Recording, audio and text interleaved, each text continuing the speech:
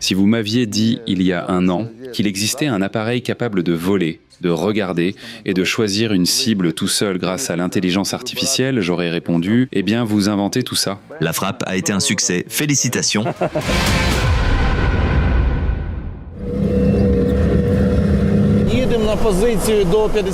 Nous nous dirigeons vers la position de la 59e brigade d'assaut indépendante de systèmes sans pilote. Nous traversons un tunnel. Dehors, un épais brouillard règne.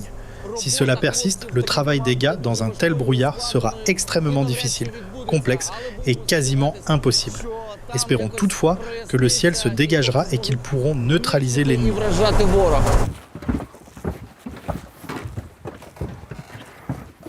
Nos gars sont assis devant les écrans et supervisent les opérations. Les drones de reconnaissance, pendant leur mission, repèrent les cibles pour nous. Ici, nous nous reposons. Ici, nous travaillons.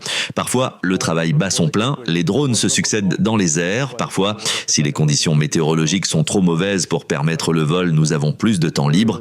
Mais voilà comment ça se passe. Nous travaillons avec les moyens du HX-2, l'aile volante d'attaque. Et par conséquent, nous travaillons sur les canons, les chars et l'artillerie automotrice. Tout cela pour aider notre infanterie à détruire l'ennemi.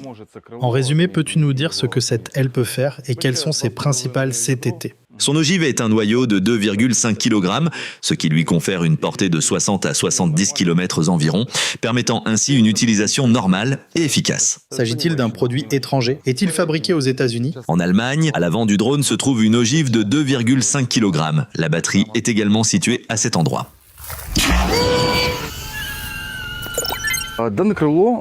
Cette aile est partiellement équipée d'intelligence artificielle. Quelles sont ses missions ?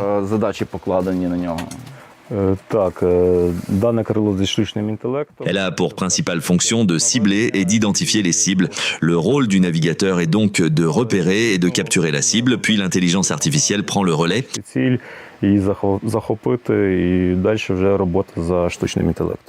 Quelle fonction penses-tu qu'elle pourra assumer à l'avenir ? Je pense qu'il y aura une meilleure reconnaissance des cibles et un système de guidage plus performant. Je crois que le développement ira dans cette direction.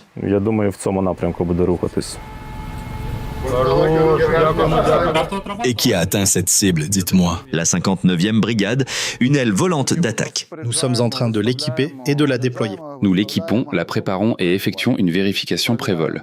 Nous contrôlons le pilotage du drone et le comportement des hélices. En termes d'activité, combien d'heures travaillez-vous par jour ? Combien de vols de ce type effectuez-vous ? Environ 6 à 7 lancements, dont 5 à 6 sans interruption, préparation du drone, lancement et vol. Bien sûr, si lors de ces journées chargées il y a des attaques ou si l'ennemi ne nous laisse pas le répit, à nous, notre infanterie, nous redoublons d'efforts.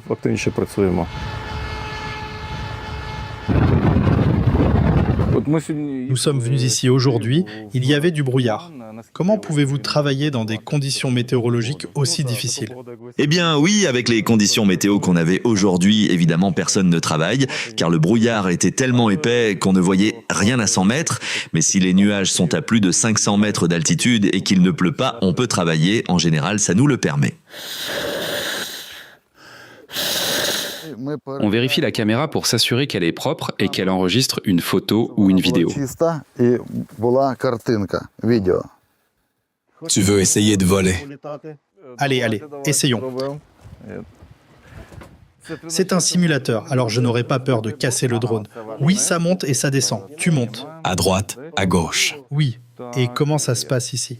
Non, ce n'est pas nécessaire. N'y touchons pas. C'est du TNT. C'est de la puissance. Ah, je comprends. Il suffit de contrôler le joystick droit.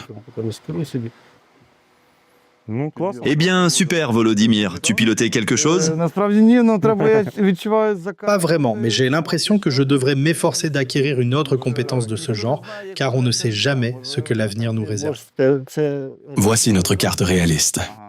Oui, elle correspond donc au terrain, et nous survolons de véritables zones habitées, n'est-ce pas ? Oui, et cette cabane, j'ai l'impression qu'il y a un regroupement ennemi par là. C'est vrai, j'ai la même impression.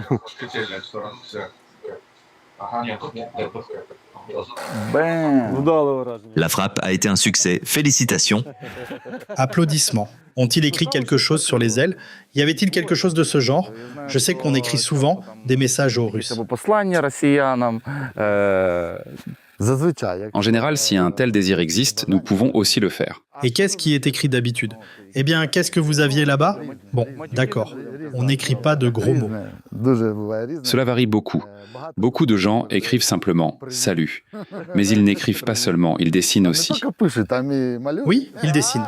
Oui, Des instructions pour agir, n'est-ce pas? bon, je ne dirais probablement rien d'aussi vulgaire. D'accord, d'accord. Le drone est-il prêt? Le ciel est-il dégagé? Le ciel est dégagé. Plus, plus.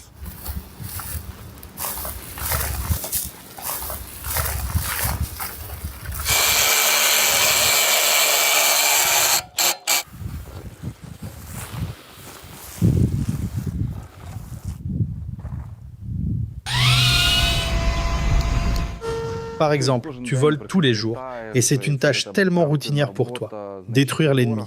Mais vous passez beaucoup de temps dans les airs à contempler le ciel. T'est-il déjà arrivé, en plein vol, de devoir détruire une cible, un canon par exemple, et de t'arrêter un instant pour penser « Mon Dieu, que c'est beau, quel ciel magnifique !» ou encore « Quel magnifique lever de soleil !» Cela arrive souvent. Il nous est même arrivé une fois de perdre le contact. La vidéo fonctionnait, mais nous n'avions plus le contrôle. Grâce au système de secours, nous sommes passés au-dessus des nuages et du coup, on contemple toute cette beauté et on se dit « Putain, c'est vraiment génial !»